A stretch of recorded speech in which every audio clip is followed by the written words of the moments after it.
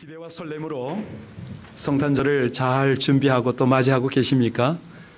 예배를 드리면 저렇게 주님을 찬양하고 감격과 이런 어떤 느낌이 좀 있는데, 사실 우리가 설렘으로 기다리에게는 이 세월이 만만치가 않습니다. 한국과 어떤 소식을 주고받으세요? 야, 전쟁 난다더라, 미국으로 와라, 뭐 이런 말씀 안 하시나요? 한국서는 또 이리 연락해서 캘리포니아에 큰 산불 났다는데 괜찮습니까? 뭐 얘기 안 듣나요? 지난 한 주간 동안이 정신없이 지냈습니다. 여러분들은 걱정만 하고 지낸 분도 계실 거고, 한 주 내내 기도하면서 하나님 은혜 좀 주세요, 살 길 좀 열어주세요, 그렇게 열심히 기도한 분도 계실 겁니다. 재해를 입거나 어려움을 당하거나 뭐 이런 상황이 되면요, 특별히 사람들에게 어려움 당하고 상처받은 사람을 만나면 야, 신경 쓰지 마, 별거 아니야, 시간 되나면 다 해결돼, 잊어버려, 뭐 이렇게 말해주지 않습니까? 그런데 그런 말을 들으면 위로가 되나요? 쉽게 잊어버려지나요? 상처가 치유가 되나요? 쉽지가 않거든요. 한 어린아이가 있었습니다. 뭐가 그렇게 힘들었는지 끙끙 앓았어요. 그냥 눈물을 뚝뚝 흘립니다. 이 마음속에 짐덩어리가 하나 있는데 이게 해결이 안 되니까 누구에겐가 좀 표현도 했으면 좋겠는데, 이게 마음속에 짐덩어리를 어떻게 꺼내놓지도 못하고 해결도 못하고 표현도 못하는 그런 아이가 있어요. 이 아이가 기대하는 건 뭐냐면, 누군가가 이거를 알고 다가와서 좀 위로해주고 말을 좀 걸어주고 뭐 그러기를 기다리는 것밖에는 아무것도 할 수가 없어요. 그런데 사람들이 이걸 눈치를 못 채네요. 알아주질 못해요. 결국은 이 아이는 깊은 절망감과 우울감에 빠져버립니다. 할 수 없이 마음속에 무거운 짐을 그냥 마음 창고에 담아놓고 그렇게 하루하루를 살아가죠. 여러분, 지금 방금 재난 이야기도 하고 전쟁 이야기도 하고 이 아이의 이야기를 했는데 어떤 느낌이 좀 드셔요? 이 아이, 누군가에게 표현하고 마음을 풀었으면 참 좋았겠다, 이런 느낌 드십니까? 예. 근데 이 아이의 모습이 바로 저와 여러분의 모습입니다. 우리가 그래요. 나름대로 세월이 흘렀다, 뭐 내가 알 만큼 알고 경험할 만큼 했다라고 생각을 하는데 이게 끝난 얘기가 아니거든요. 몸은 성장했는데 여전히 마음과 정신은 어려운 가운데 있습니다. 어른이 돼서 이 짐 처리를 좀 하고 싶은데 이 짐 때문에 오히려 어쩔 줄 몰라 하면서 하루하루를 살아가고 있습니다. 아니, 외면해버립니다. 그냥 꾹꾹 그냥 눌러서 뭐 없어졌다라고 그냥 혼자 생각하고 뭐 이렇게 살아가려고 애를 쓰는데 어느 날 갑자기 또 이게 드러나고 나를 또 힘들게 하고 그러지 않습니까? 이게 우리 자신과 우리 모든 공동체의 동일한 모습인데요, 재해 때문에 뭐 여러 가지 사정 때문에 불시에 어려움을 당하고 애통하고 뭐 위로받아야 할 사람이 한둘입니까? 그런데요, 귀중한 건 뭐냐면 자이든 타이든 뭐 어떤 천재지변이든 간에 이런 재해로 어려움을 당할 때 누군가가 다가가서 그것을 알아주고 용기를 내라고 위로해주고 기도해주는 그 사람이 바로 사랑의 실천자 아니겠어요? 예. 이 성탄의 계절이 주어진 게 바로 그런 의미인데요, 춥고 쓸쓸하기만 한 이 고독한 계절에 우리 주님께서 오셔서 대림절로 지나가게 하시고 이 전쟁의 소문과 뭐 각종 이 상처만 난무한 이 세월 속에 우리 주님께서 이런 절기를 두셨어요. 자, 그런데 이 절기를 지내는 방법을 우리에게 어떻게 말씀하시냐면 이사야서 40장 1절입니다. 오늘 본문 들어가겠습니다. 1절 다시 한번 봉독합니다. 시작. 너희 하나님이 이르시되 너희는 위로하라, 내 백성을 위로하라. 아멘. 네, 자신의 백성을 위로하라고 명령하셨습니다. 그런데 명령만 하시는 하나님이 아니라 직접 위로하러 오셨어요. 모범을 보이십니다. 하나님의 위로 어떻게 나타납니까? 예수 그리스도로 먼저 나타나지 않습니까? 똑같이 우리와 같은 육신을 입고 이 땅에 오십니다. 그리고 우리를 위하여 십자가를 지시기까지 위로하시고 죽으셨어요. 부활하셨어요. 지금은요, 보혜사, 다른 말로 위로자, 성령으로 지금 이 시간도 함께 하십니다. 이것이 실감이 안 나니까 오늘 이 말씀으로 하나님이 위로를 하시잖아요. 시편에 보면 시편 119편 50절에 이 말씀은 나의 곤란 중에 위로라. 주의 말씀이 나를 살리셨음이라. 말씀을 통해서 우리를 또 회복하세요. 살리세요. 위로하세요. 한마디로 하면 삼위 하나님은 성부, 성자, 성령은 위로자입니다.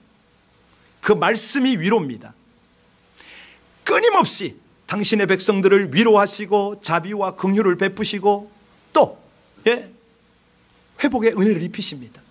여러분, 위로가 어떤 때 진정한 의미, 다시 말하면 나에게 개인적인 위로로 올 수가 있을까요? 하나님의 위로의 복을 어떤 때 받습니까? 팔복으로 빨리 가보세요. 예수님이 가르쳐 주셨죠? 애통하는 자는 복이 있나니. 어떤 복을 받아요? 저희가 하나님의 위로를 받을 것이요. 애통할 때. 무엇이 애통스럽습니까? 슬퍼서요? 마음의 상처 때문에요? 애통은요, 그렇습니다. 그냥 하나님의 마음이 느껴져서 애통한 거죠.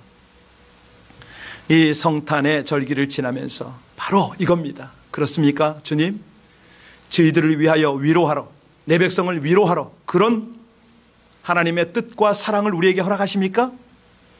여러분, 이사야서의 배경 아시죠?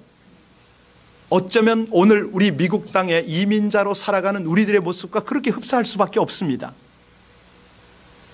오늘 본문이 이사야를 통해서 이스라엘에게 주신 말씀 아닙니까?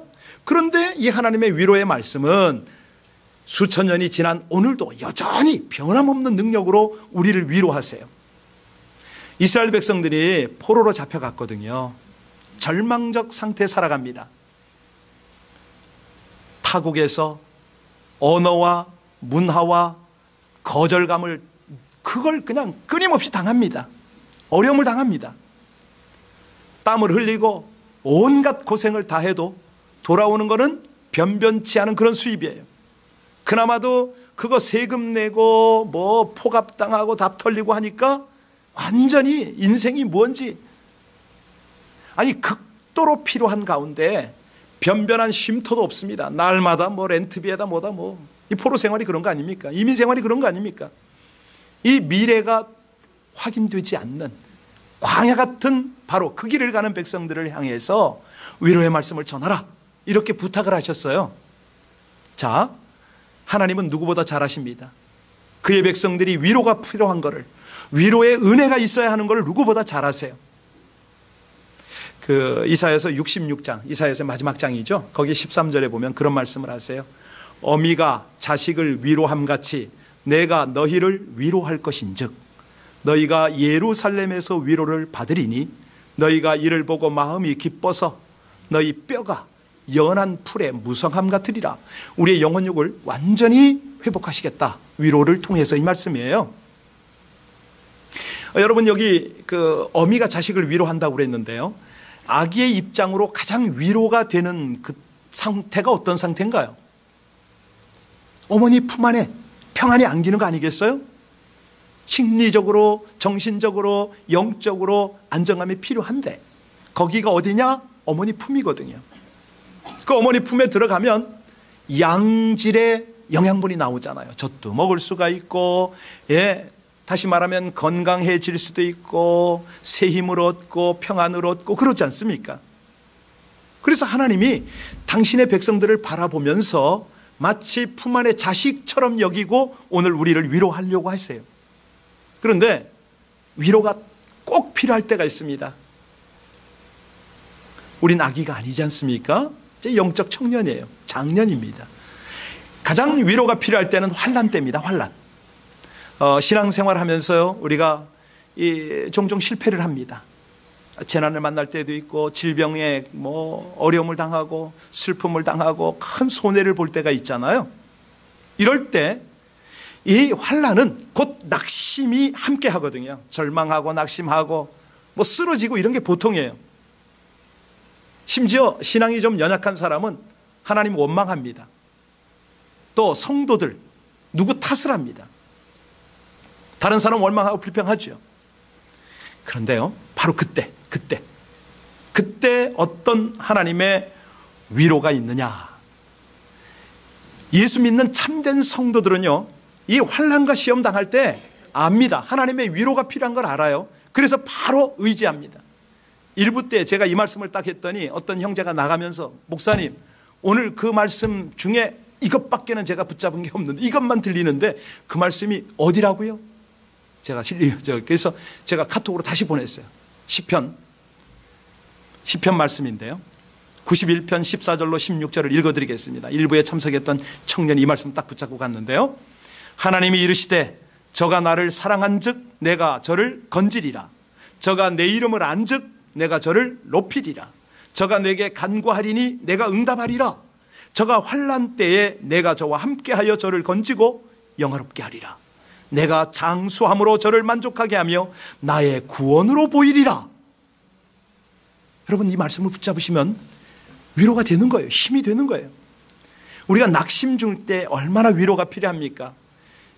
우리 요즘 새벽 큐티를 시편을 하고 계시죠? 거기 보면 다윗이 뭐라고 그러냐면, 너무 낙심이 되니까 나의 영혼아 잠잠히 하나님만 바라라.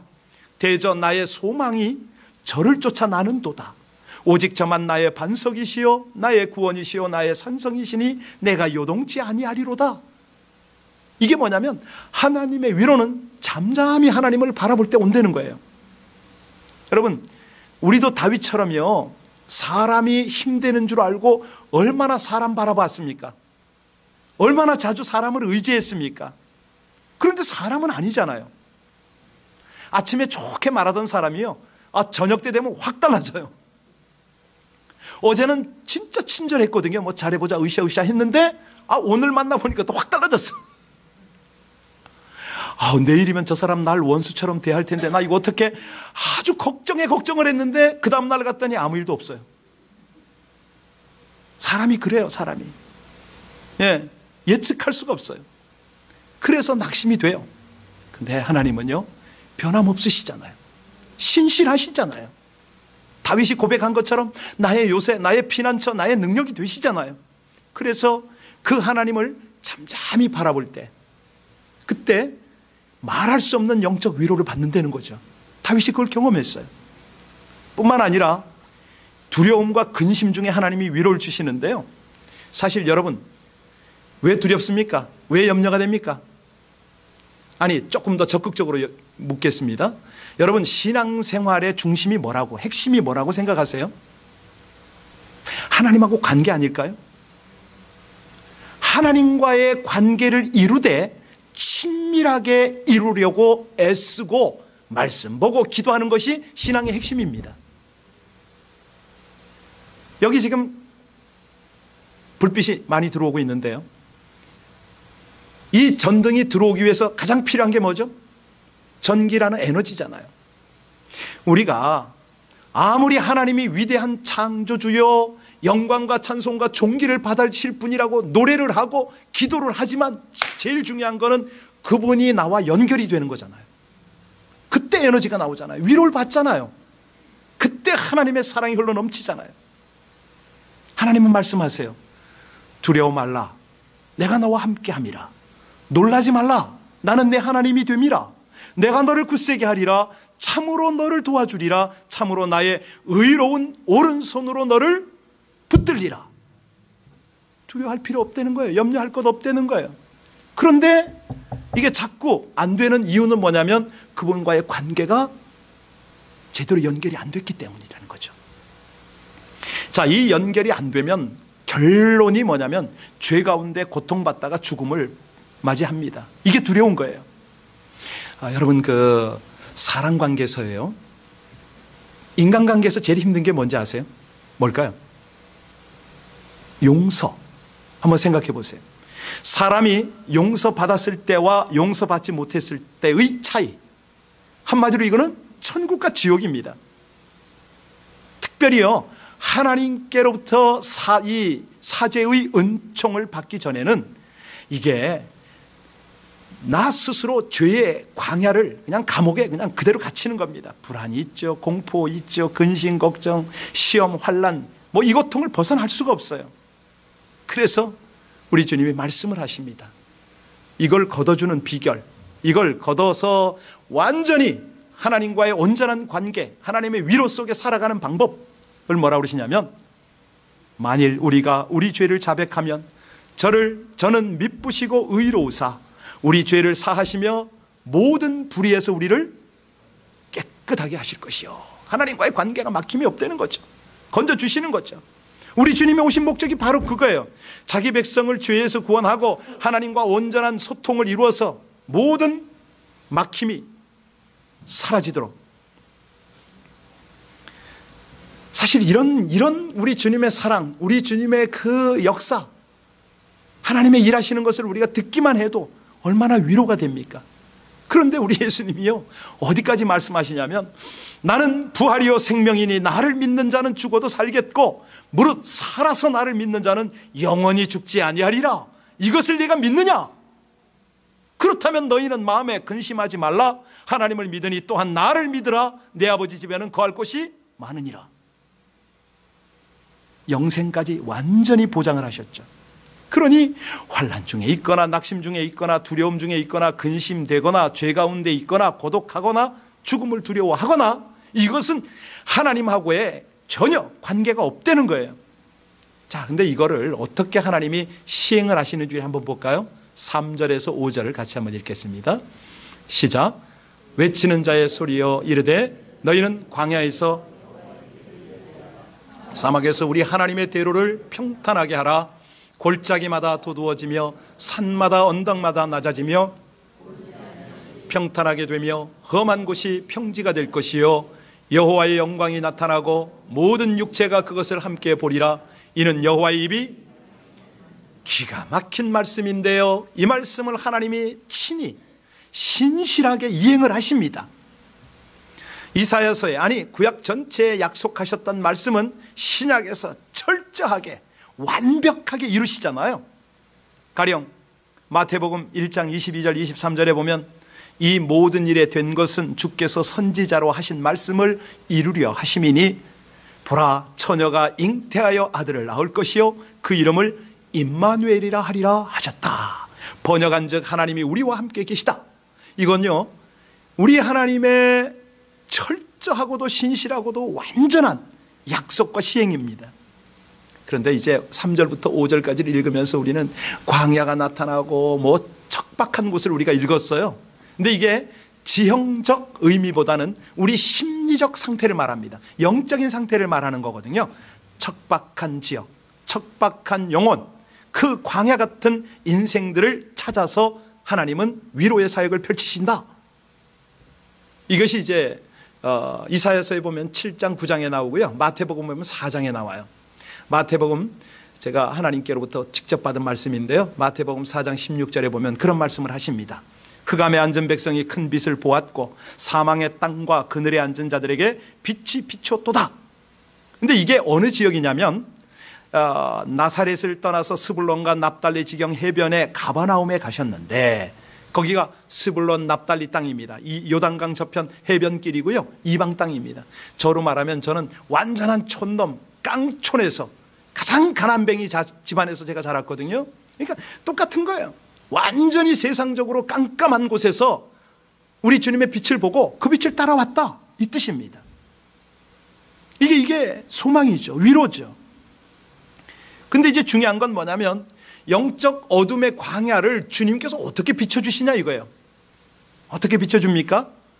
이사야서 61장에 보면요, 우리 주님께서 가난한 자에게 아름다운 소식을 전한다, 이런 내용이 나옵니다.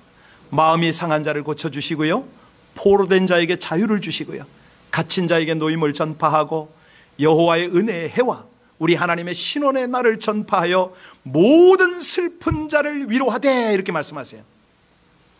슬퍼하는 자에게요 화관을 주고, 죄를 대신해서 희락을 주시고, 슬픔을 대신해서 찬송을 주시고, 근심을 대신해서 영광을 나타나게 하신다. 기가 막힌 은혜죠. 그러니 그러니 우리 이 주님을 찬양을 안 할 수가 없잖아요. 세상에 나가서는 잠시 잠깐 잊어버린다 할지라도 예배의 자리로 오면 그렇습니다. 하나님, 우리 영혼을 밝히시고 우리에게 다시 한번 소망과 위로를 주시는 하나님을 찬송할 수밖에 없습니다. 이 고백이 터져 나오잖아요. 이 감격을 계속 가지고 살았던 사람들은요, 한결같이 성탄의 메시아를 만났습니다. 이제 계속 우리가 이제 다음 주, 그 다음 주 살피게 될 텐데, 누가복음 2장에 보면은 예수님을 그렇게 갈망하고 앙망하다가 직접 품에 안은 사람이 나오죠. 누굽니까? 시므온이요. 또요? 한나. 그렇게 주님을 기다렸더니 시므온이 그러잖아요. 내 나이가 이제 주님께 돌아갈 나이인데 하나님께서 허락하신 이 메시아를 내 품에 안고 하나님을 대하게 되었으니 저는 이젠 이 영광, 이스라엘의 영광의 빛을 제가 보았으니 안았으니 이제는 더 여한이 없다고 나 데려가시라고 그랬잖아요. 기가 막힌 건요, 하나님의 말씀을 기다리는 자에게는 우리 하나님이 놀라운 위로로 함께 하세요. 가령 이방인도 상관없었습니다. 동방박사 별 연구했지만 그들이요 메시아에 대한 확신을 가졌더니 참배할 수 있는 은혜를 입었잖아요. 그 광야에서 목자들이 메시아를 사모했더니 천사들이 와서 알려주잖아요. 가장 먼저 쫓아가서 예수님을 만나잖아요. 바로 사모하는 사람. 하나님의 위로를 받을 수밖에 없다는 거죠. 하나님의 은혜를 받을 수밖에 없어요. 자, 그런데 오늘 6절부터 8절이 우리에게는 이제 하나님의 도전입니다. 위로를 어디서 구할 거냐 이 말씀이죠. 6절부터 8절까지요. 시작. 말하는 자의 소리여 이르되 외치라. 대답하되 내가 무엇이라 외치리까 하니 이르되 모든 육체는 풀이요 그의 모든 아름다움은 들의 꽃과 같으니 풀은 마르고 꽃이 시들면 여호와의 기운이 그 위에 불미라. 이 백성은 실로 풀이로다. 풀은 마르고 꽃은 시드나 우리 하나님의 말씀은 어디서 어떻게 위로를 받으라고요? 모든 인생은 풀 같다. 모든 아름다운 모든 인생의 영화는 풀의 꽃과 같다. 당시에요 이스라엘을 포로로 붙잡아간 바벨론이나 세상적으로 지금 세계 1위의 복지 국가가 어디죠? 노르웨이인가 어디라고 그러잖아요. 그런 모든 영화 이런 거 화려하지만 한순간에 지나는 꽃과 같다. 너희들이 건강과 재물과 명예와 영화에 목숨을 거느냐? 인간사 다 허무하고 무상하지만은 홀로 영원한 것이 있으니 그것이 뭐라고요? 여호와의 말씀은 영원히 서리라. 이스라엘과 맺은 언약도 영원하고 오늘 예배 드리는 너희와 맺은 언약도 영원하다. 하나님 그 말씀하시잖아요. 그러니까 여기서 우리가 깨달아야 되는 게 있습니다. 뭐냐면 위로의 효과가 필요해요. 위로받아야 돼. 나 다시 한번 회복돼야 돼. 나 치유받아야 돼. 이런 효과가 필요해요. 그런데 제일 중요한 건 뭐냐면 위로의 본질을 놓치면 안 됩니다. 쉬운 말로 할까요? 열매가 너무 부족해서 문제가 아닙니다. 우리가 열매만, 결과만을 얻으려고 하는 게 이게 문제인 거예요.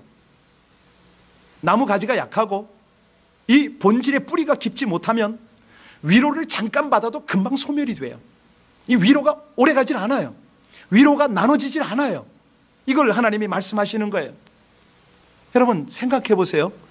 이렇게 하나님이 수천 년에 걸쳐서 철저한 계획과 섭리로 위로를 해 주셨는데 우린 왜 또 광야를 갑니까? 또 가요. 내일 예배를 마치고 또 광야길을 가요. 왜 그렇죠? 하나님의 축복에 취해 있었던 이스라엘을 돌이키는 방법은 광야를 또 허락하셔야 되거든요. 아시죠? 예배를 통해서 또 한 번 하나님과의 회복이 되었는데 세상 나가서 또 하나님하고 멀어지니까 하나님은 또 광야를 허락하세요. 방법이 없어요. 그래서 광야의 은혜인 거예요. 우리 주님께서요 이거를 얼마만큼 실감나게 우리에게 가르치시냐면 그분이 아기로 오시잖아요. 어디에 아기로 오세요? 광야에 아기로 오세요. 고통스러운 아기로 오셨어요. 태어나자마자 그냥 광야 같은 말 구유에 거기에 누이셨잖아요. 그뿐입니까? 아니 헤롯의 칼날을 피해서 광야로 또 그냥 정처 없이 떠나셨어요. 그분의 인생은 처음부터 광야고요, 마지막도 광야예요. 왜요? 우리의 광야 인생을 너무 잘 아시기 때문에 그 광야를 함께 동행하기 위한 것이죠. 그 광야를 가야 병든 자를 고칠 수가 있거든요. 그 광야 가운데 있는 죽어가는 자를, 우리 주님이 죽은 자를 살려주세요. 왜? 그 가족이 거기서 위로를 받을 수가 있으니까. 그래야 조금 이게 영향이 오래 가니까. 광야를 가야 소외된 자가 거기 있지 않습니까?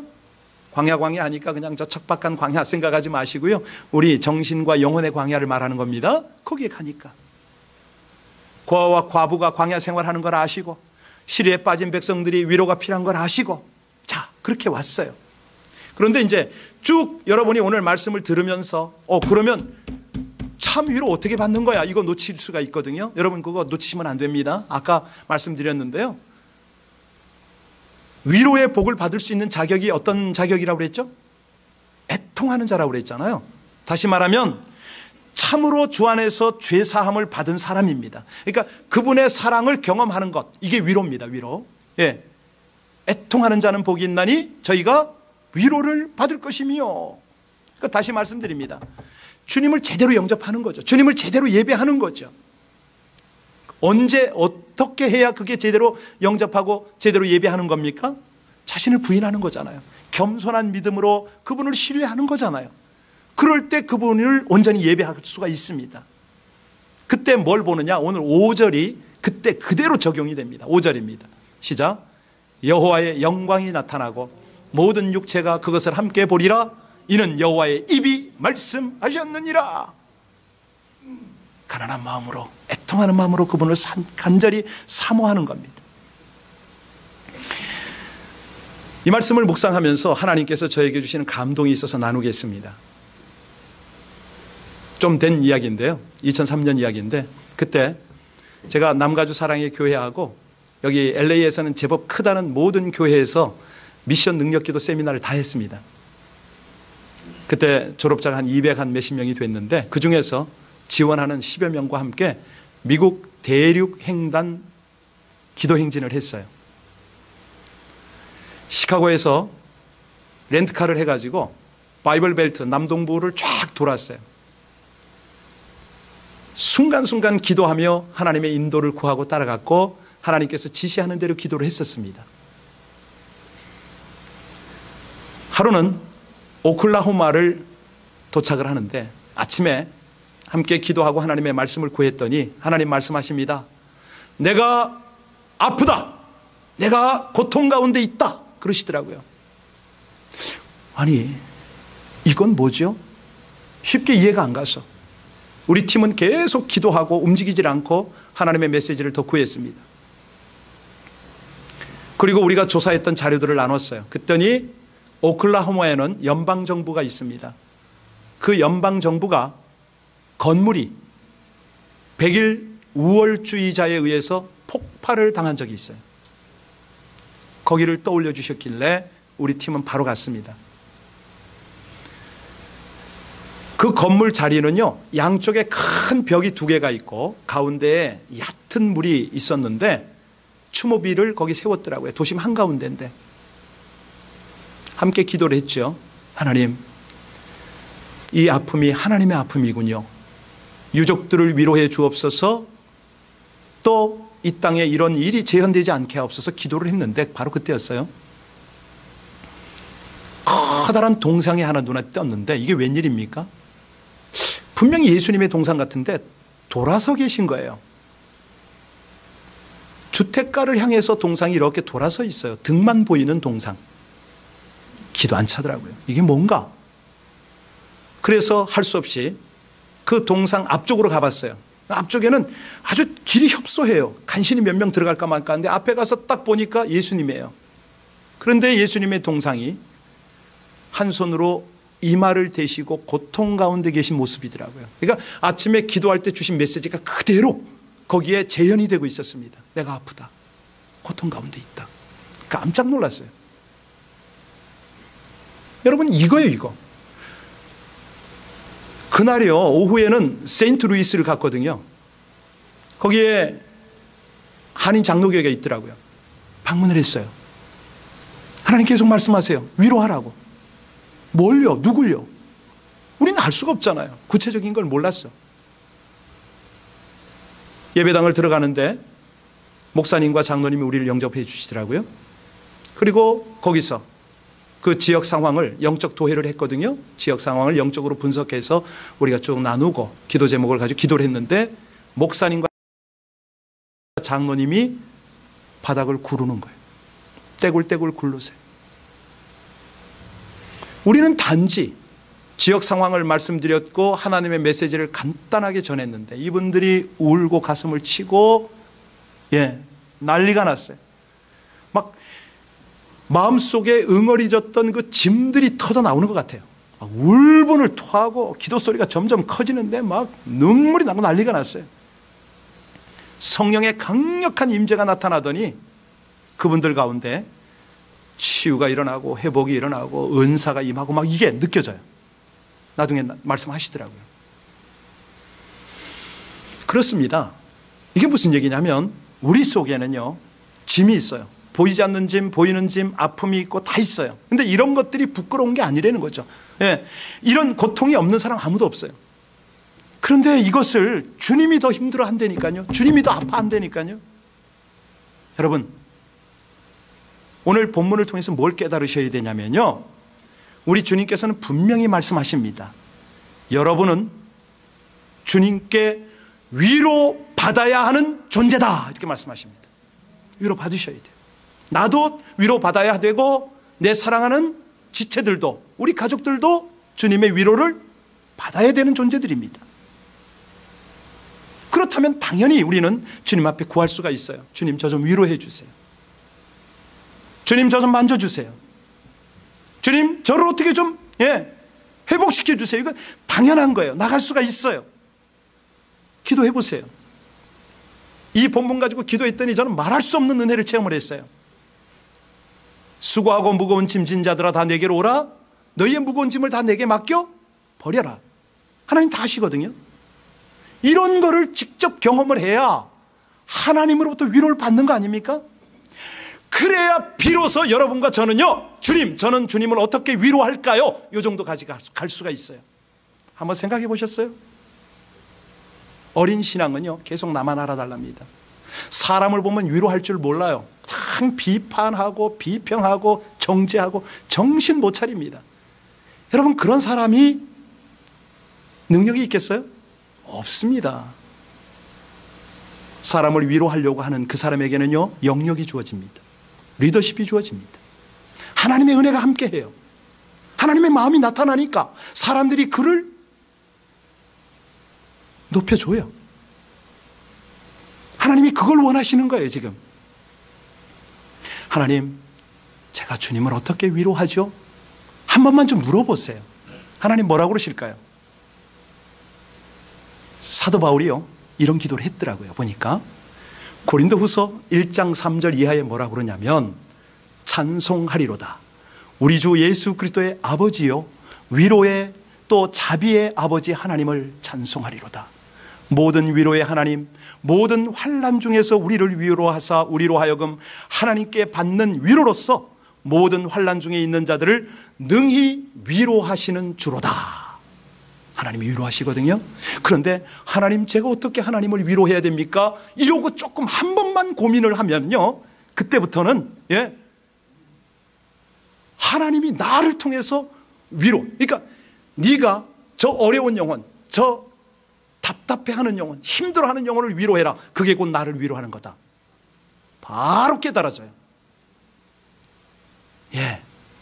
오늘 이사야서 40장 9절로 11절을 보면 그런 내용이 나옵니다. 우리 그리스도인들의 손은 위로의 손이고 우리 발은 위로의 발이고요, 우리 입은 위로의 입입니다. 우리의 마음이 위로의 마음이에요. 다시 말하면 이 땅에 위로자로 오신 예수님을 만나도록 해야 되고요, 그 위로를 함께 공유하고 나눌 책임이 있다는 거죠. 성 프란시스코가 그런 기도를 했잖아요. 위로받기보다는 위로하며. 우리도 위로받고 싶을 때가 참 많지요. 그런데요, 위로를 한번 해보세요. 그때 위로를 받게 됩니다. 두려워하는 사람, 근심에 사로잡힌 사람, 죄책감에 시달리는 사람, 그런 사람을 위해서 하나님의 위로를 가지고 가시잖아요. 내가 위로를 받아요. 기가 막힌 역설이죠. 오늘 우리가 함께 연약함을 고백하면 좋겠습니다. 이 광야 같은 인생 어떻게 합니까? 우린 부족하죠. 바로 이 길을 위로자이신 주님과 함께 갈 것입니다. 우리 같이 함께 찬양하겠습니다.